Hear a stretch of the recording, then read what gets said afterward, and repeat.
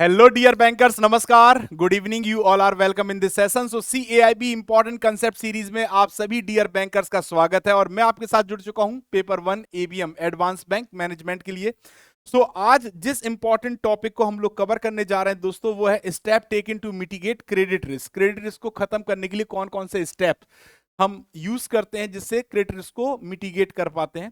तो दोस्तों इसी टॉपिक को आज पढ़ेंगे. मेरा नाम है अरविंद सर और आई होप आप सभी दोस्त हमारे टेलीग्राम पे जुड़ चुके होंगे. JAIB by Arvind sir. फटाफट जुड़ जाइए अगर नहीं जुड़े हैं. तो स्टार्ट करते हैं अपनी क्लास को. Step taken to mitigate credit risk. देखिए, सबसे पहले हमें समझना होगा what is credit risk. Credit risk होता क्या है. ठीक है दोस्तों, तो क्रेडिट रिस्क का मतलब होता है जब भी कोई बैंक किसी भी बोरोवर को लोन प्रोवाइड करता है. क्या करता है? बोरोवर को लोन या क्रेडिट प्रोवाइड करता है और इस क्रेडिट के रीपेमेंट अगर बोरोवर क्या कर देता है? डिफॉल्ट कर देता है. क्या कर देता है? डिफॉल्ट कर देता है. तो वहां पर बैंकों के लिए क्रेडिट रिस्क क्रिएट हो जाता है. क्या क्रिएट हो जाता है? क्रेडिट रिस्क क्रिएट हो जाता है. ठीक है दोस्तों, तो इसी क्रेडिट रिस्क को मिटिगेट यानी खत्म करने के लिए कौन कौन से स्टेप उठाए जाते हैं जिससे कि क्रेडिट रिस्क को मिनिमाइज किया जा सके. The major objective of credit risk management is to limit the risk within acceptable level and thus maximize the risk adjusted rate of return on credit portfolio. दो स्टेप हैं, दो line यहां पे समझाई गई हैं. पहला कि अगर मान लीजिए कोई बैंक लोन प्रोवाइड करता है, क्रेडिट अगर प्रोवाइड करता है तो रिस्क वहां पे होगा. क्रेडिट प्रोवाइड करेगा तो वहां पे क्या होगा? रिस्क होगा. अब इस रिस्क को किस लेवल पे लेके आना है? एक्सेप्टेबल लेवल पे. किस पे? एक्सेप्टेबल, यानी जितना बैंक रिस्क को वहन कर सकता है उसे कहा जाता है एक्सेप्टेबल लेवल. तो क्रेडिट रिस्क को एक्सेप्टेबल लेवल पे लाने के लिए हम किसका यूज करते हैं? क्रेडिट रिस्क मैनेजमेंट का यूज करते हैं. किसका यूज करते हैं? क्रेडिट रिस्क मैनेजमेंट का यूज करते हैं. And thus maximize the risk adjusted rate of return. और प्रयास क्या करते हैं कि जो भी हमने अपना पोर्टफोलियो के तहत जो भी हमने लोन प्रोवाइड किया है उसमें क्रेडिट रिस्क को एडजस्ट करते हुए कितना रिटर्न हम मैक्सिमाइज कर सकते हैं, यही हमारा क्रेडिट रिस्क मैनेजमेंट का मेन ऑब्जेक्टिव होता है. So following are the main steps taken by any bank in this direction. तो रिस्क को मैनेजमेंट करने के लिए, क्रेडिट रिस्क को मैनेज करने के लिए जो बैंक, कोई भी बैंक जो स्टेप्स उठाते हैं वो कौन कौन से स्टेप्स हैं? सबसे पहला स्टेप है अ मैक्रो लेवल स्टेप. देखो, दो प्रकार के स्टेप यूज किए जाते हैं, मैं आपको बता दूं. एक होता है मैक्रो स्टेप्स, मैक्रो लेवल, बड़े स्तर पे, मैक्रो लेवल पे बैंक काम करता है. दूसरा होता है माइक्रो लेवल. माइक्रो माने छोटे लेवल पे. अब माइक्रो लेवल पे जो जो लोन प्रपोजल है, जो लोन प्रपोजल है उस पर काम करता है. प्रपोजल है, ठीक है, जो लोन प्रपोजल है उस पे काम करता है. ठीक है, कौन? बैंक. ठीक है दोस्तों, और मैक्रो लेवल पे इसके अलावा जितनी भी बड़ी चीजें हैं उन पे काम करता है. तो देखते हैं वो कौन कौन सी बड़ी चीजें हैं जिन पर बैंक काम करता है. Are at macro level the risk to the overall credit portfolio of the bank. यानी मैक्रो लेवल का मतलब है जो बैंक का ओवरऑल क्रेडिट पोर्टफोलियो है, यानी जितने भी सेक्टर्स में बैंक ने लोन प्रोवाइड किया वो पूरा लोन, जो भी क्रेडिट पोर्टफोलियो है, are mitigate through frequent review of norms and fixing internal limit for aggregate commitment to a specific sector of the industry business so that exposure are evenly spread over various sector and the likely loss is retained within the tolerable limit. अब इसका मतलब क्या समझते हैं? देखिए, सबसे पहले जो भी बैंक ने अपना पोर्टफोलियो सेट किया होगा, जैसे बैंक ने कहा कि हम रिटेल सेक्टर में पैसा प्रोवाइड करेंगे. ठीक है, बैंक ने कहा हम एमएसएमई सेक्टर में प्रोवाइड करेंगे. बैंक ने कहा हम एक्सपोर्ट क्रेडिट प्रोवाइड करेंगे. तो जितने भी डिफरेंट डिफरेंट सेक्टर्स में बैंक ने जो लोन प्रोवाइड किया है, ठीक है, ये कहलाता है क्रेडिट पोर्टफोलियो. क्या कहलाता है? Credit portfolio. क्या कहलाता है? क्रेडिट पोर्टफोलियो कहलाता है. ठीक है, ठीक, डन. ठीक, अब इसमें क्या करेगा? अब जिस भी सेक्टर में बैंक लोन प्रोवाइड कर रहा, सपोज बैंक ने रिटेल सेक्टर में लोन दिया, एमएसएमई सेक्टर में दिया, एक्सपोर्ट सेक्टर में दिया, तो इन इन सेक्टर्स में कितना कितना पैसा जाए, कितना कितना पैसा जाए, उसकी लिमिट को निर्धारित करना. किसी भी स्पेसिफिक सेक्टर में कितना पैसा जाएगा उसकी लिमिट को निर्धारित करना. और उस सेक्टर से रिलेटेड जो भी लोन पॉलिसी है, जो भी लोन पॉलिसी है है ना, उस पॉलिसी को क्या करना, रिव्यू करना, सिचुएशन के अकॉर्डिंग रिव्यू करना। ये कुछ स्टेप्स होते हैं जो बैंक फॉलो करता है जब बैंक किसकी बात करता है दोस्तों, जब बैंक मैक्रो लेवल पे रिस्क, क्रेडिट रिस्क मैनेजमेंट की बात करता है। ठीक है दोस्तों, डन। और इससे बैंक क्या करता है कि जो रिस्क है उसको टॉलरेंस लेवल पे लेके आने का प्रयास करता है। ठीक, अब बैंक क्या करता है, bank also periodically reviews the loan policy rating to exposures norms to single और ग्रुप बोरोवर। अब देखिए इनका कहना है जो भी लोन पॉलिसी है बैंक की, लोन पॉलिसी है बैंक की, और ये जो लोन पॉलिसी है वो रिलेट किससे कर रही है, इंडिविजुअल, किससे, इंडिविजुअल, इंडिविजुअल लोन या जो ग्रुप लोन है ना, ग्रुप लोन है।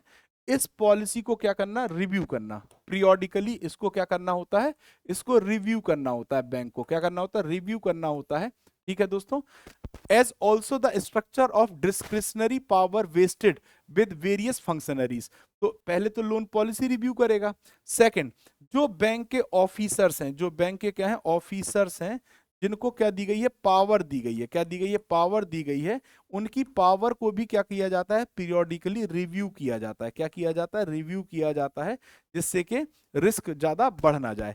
Many bank classify their credit portfolio based on some parameters of quality and periodically review this to avoid the root shock related to the credit loss. अब बहुत सारे bank ऐसे होते हैं जो कि अपने क्रेडिट पोर्टफोलियो को रिव्यू करते हैं, क्लासिफाई करते हैं, किस आधार पे, पैरामीटर ऑफ क्वालिटी पर, किस पर, पैरामीटर ऑफ क्वालिटी पर, और periodically review this to avoid, और इस क्रेडिट पोर्टफोलियो को निश्चित समय अंतराल के बाद रिव्यू भी करते हैं जिससे कि क्रेडिट लॉस ना हो। ठीक है दोस्तों, so bank also formulate policy related to stress resolution, bank stress resolution के लिए पॉलिसी भी क्रिएट करता है, और साथ ही साथ rectification process, restructuring process, compromise and recovery and write off to get best out of the worst case scenario.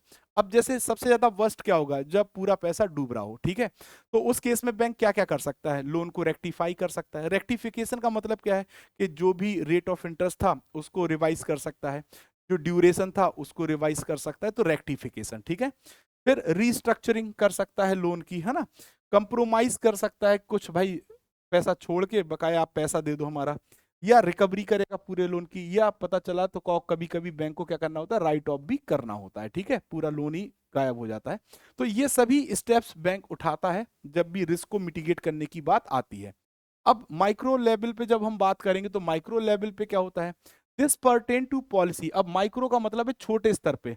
अब जब एक एक लोन पे बात की जाएगी, अब किस पे, बैंक ने मान लीजिए किसी बोरोवर को होम लोन दिया, एक होम लोन दिया, तो बोरोवर लेवल पे अब बात की जाएगी माइक्रो लेवल पे। ठीक है, so this pertains to policies of the bank, bank की जो भी पॉलिसीज हैं रिगार्डिंग अप्रेजल स्टैंडर्ड, लोन को अप्रेजल करने के लिए, सैंक्शनिंग एंड डिलीवरिंग प्रोसेस, और monitoring and review of individual proposals, categories of proposals, obtention of collateral security, personal guarantee, escrow mechanism, corporate guarantee of holding companies etc। तो अब जहां पर देखिए जब भी कोई बैंक लोन प्रोवाइड करता है तो सबसे पहले क्या होता है, लोन को अप्रेज किया जाता है। क्या किया जाता है, अप्रेजल, अप्रेजल किया जाता है, मूल्यांकन।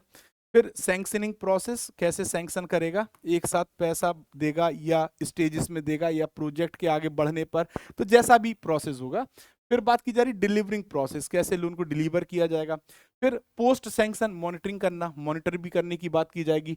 तो जो छोटे छोटे लेवल पे काम है वो माइक्रो लेवल पे किए जाते हैं। ठीक है, कौन सी लोन के अगेंस्ट में सिक्योरिटी रखी जाएगी, कौन पर्सनल गारंटी देगा, है ना, या जो भी कॉर्पोरेट गारंटी की बात की जाए, तो हर एक छोटे लेवल पे जब बैंक काम करता है अपने लोन को रिस्क से, क्रेडिट रिस्क से बचाने के लिए, तो उसे कहा जाता है micro level mitigation step. Credit rating and credit scoring play an important role. किसी भी बोरोवर को अगर आप क्या देखना चाहते हैं, उसका क्रेडिट वर्दीनेस को चेक करना चाहते हैं, तो उसके लिए दो सिस्टम बहुत ज्यादा यूज किए जाते हैं, क्रेडिट रेटिंग और क्रेडिट स्कोरिंग, और ये एक इंपॉर्टेंट रोल अदा करते हैं इस एरिया में।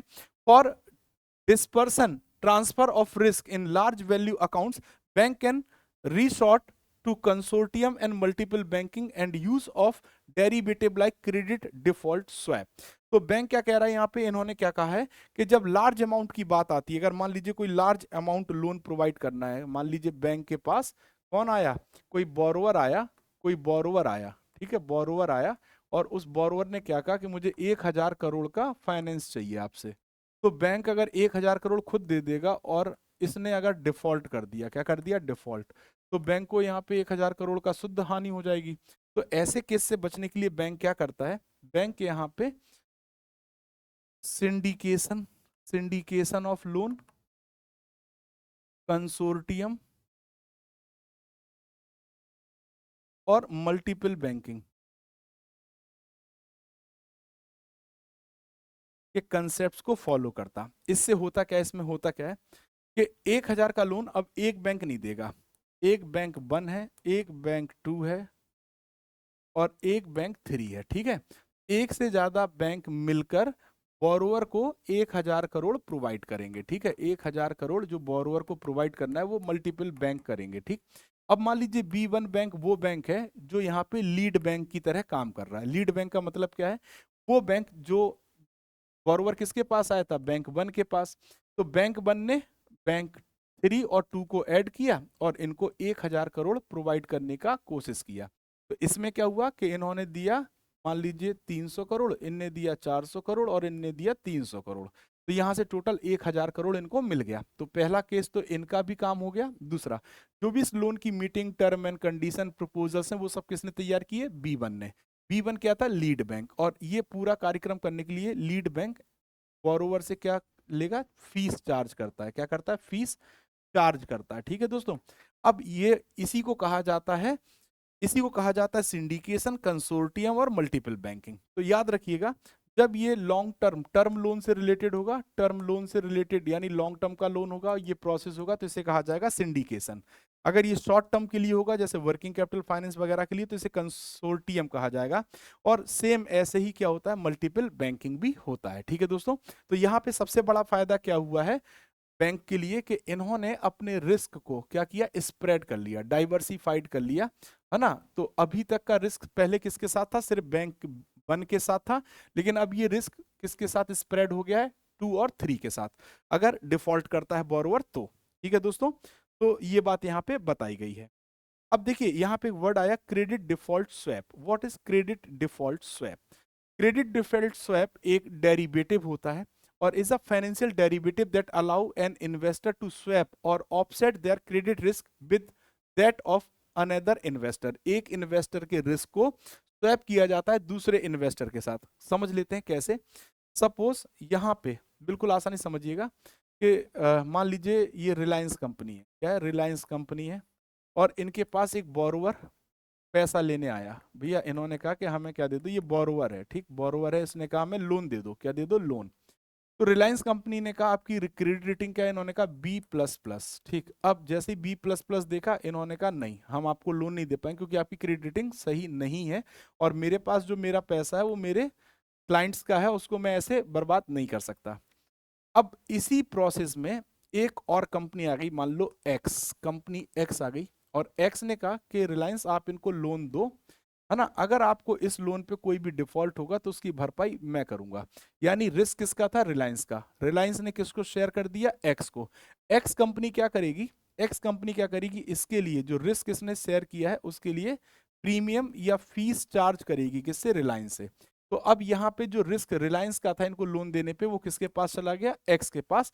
सो इसी को, ये भी इसी को कहा जाता है क्रेडिट डिफॉल्ट स्वैप। क्या कहा जाता है दोस्तों, क्रेडिट डिफॉल्ट स्वैप। देखिए क्रेडिट डिफॉल्ट स्वैप में क्या होता है, प्रोटेक्शन बायर जो होता है पीरियोडिक प्रीमियम पे करेगा प्रोटेक्शन सेलर को, ठीक है। तो यहां पे अगर आप देखोगे तो प्रोटेक्शन को बाय किसने किया, रिलायंस ने। प्रोटेक्शन बायर कौन है, प्रोटेक्शन बायर कौन है दोस्तों, प्रोटेक्शन को बाय किसने किया है, बायर कौन है, रिलायंस। और सेलर कौन है, प्रोटेक्शन सेलर। प्रोटेक्शन सेलर कौन है दोस्तों, सेलर कौन है, एक्स। तो जो सेलर, इन्होंने जो प्रोटेक्शन सेल किया है उसके लिए ये क्या रिसीव कर रहे हैं, फीस। क्या कर रहे हैं, फीस को रिसीव कर रहे हैं, किससे, प्रोटेक्शन सेलर। पेमेंट इफ, हाँ। तो अब इन ये बायर किसको, सेलर को प्रीमियम दे रहा। अगर बायर को डिफॉल्ट हुआ तो प्रीमियम के अगेंस्ट में पैसा कौन भरेगा, पूरा सेलर भरेगा। तो the swap to swap the risk of default the lender buy a CDS from another investor who agree to reimburse them if the borrower defaults। अगर borrower default करेगा तो reimburse कौन करेगा? seller करेगा। ठीक है, तो दोस्तों ये थी आज की हमारी इंपॉर्टेंट क्लास। आई होप आप सभी दोस्तों को क्लास समझ में आई होगी। तो हमने स्टेप्स की बात की जो कि रिस्क मिटिगेशन में यूज किए जाते हैं मैक्रो लेवल पे और माइक्रो लेवल पे। तो हैप्पी होली हम सभी सेलिब्रेट कर रहे हैं। आई होप आप सभी लोग भी सेलिब्रेट कर रहे होंगे और सभी की हैप्पी होली अच्छी हो। हाँ, और जीवन में ग्रोथ उन्नति भी आए, और इसी उन्नति के लिए आप सभी दोस्त जो भी CAIIB एग्जाम को टारगेट कर रहे हैं उनके लिए एक विशेष ऑफर है, और इस ऑफर का नाम है बुरा ना मानो डिस्काउंट है। तो जितने भी हमारे महापैक हैं उन पर आपको मिल रहा है 500 का डिस्काउंट, और लाइव बैचेस पर मिल रहा है 300 का डिस्काउंट, और ये ऑफर 18 ऑफ मार्च तक वैलिड है। तो देर हो रही है, फटाफट आप जल्दी से जल्दी इस ऑफर का फायदा उठा लीजिए दोस्तों।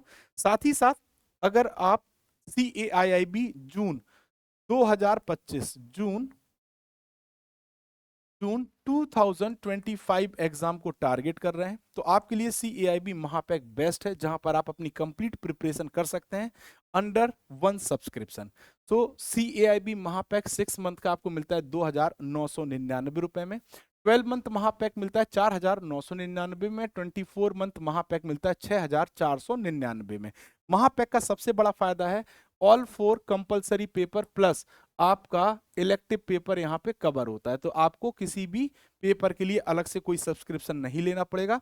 20 प्लस बैचेस आपको यहाँ मिलते हैं, 400 plus class notes, 2000 plus live classes, 500 plus mock quiz and notes, 24/7 doubt support आपके लिए अवेलेबल है। साथ ही साथ हमारा नया batch CAIB MCQ batch available हो गया है दोस्तों।